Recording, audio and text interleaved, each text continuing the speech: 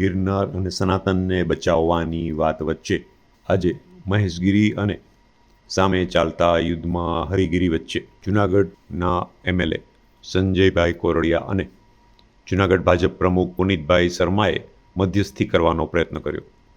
આવો આ બાબતે શું કહે છે એમએલએ શ્રી તથા પ્રેસ વાર્તામાં મહેશગીરીએ પણ હાલ પૂરતું ગુજરાત સરકાર પર વિશ્વાસ રાખી પોતાની લડાઈ સ્થગિત કરવાનું જાહેર કર્યું છે.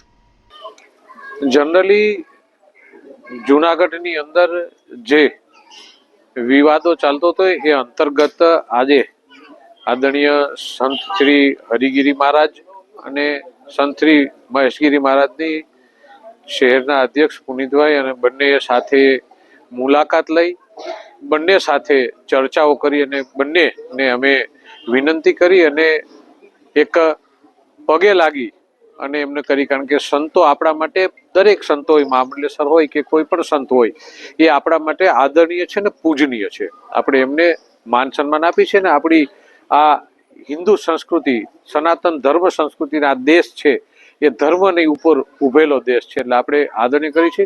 જે પણ કંઈક મિસઅન્ડરસ્ટેન્ડિંગ હતી, વિચારો હતા, એમની સાથે ચર્ચા કરી અને સરકારશ્રીમાં અમે રજૂઆત કરી છે કે સુખદ અંત આવે અને કોઈ પણ જાતનો વિવાદ ન થાય. એમના માટે સરકારે કીધું છે કે જે પણ તપાસ હશે નિષ્પક્ષ તપાસ હશે અને જે પણ નિષ્પક્ષ નિર્ણય હશે એ સરકાર કરશે.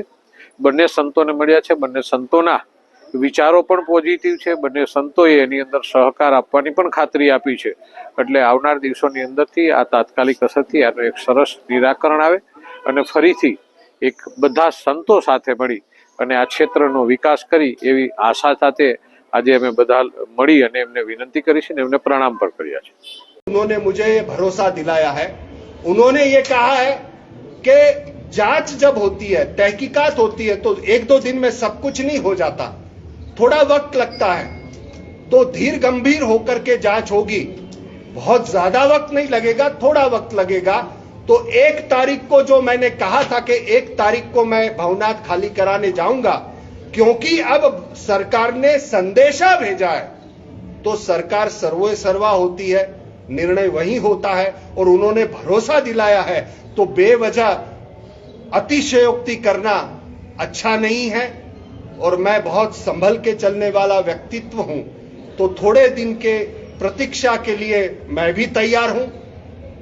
थोड़े दिन में सत्य बाहर आएगा तो जब मुझे मेरा धैर्य टूट जाएगा कि अब और राह नहीं देखी जा सकती, प्रताड़ित हुए जा रहे हैं सभी, तब जाकर के आगे का निर्णय लूंगा. पर यह तय है या तो विजय उत्सव वहां पर जाएगा या तो खाली करवाने के लिए भवनाथ जाएंगे. दोनों में से कुछ भी होगा, पर थोड़े ही समय में ये होगा. अब क्या होगा ये तो जांच के बाद पता चलेगा. पर मेरा फिर से कहता हूं दृढ़ विश्वास एसपी में, कलेक्टर श्री में, गुजरात की सरकार में और आए हुए जो 2 प्रतिनिधि जो एमएलए और अध्यक्ष श्री उनमें है. और उस विश्वास के साथ मैं कुछ दिन के लिए इस अपनी 1 तारीख को जाने की जो बात है उसको रोक रहा हूं. और निष्पक्ष जांच होने के लिए थोड़े समय के लिए जो कुछ भी बाहर आएगा तब मैं आगे की बात करूं.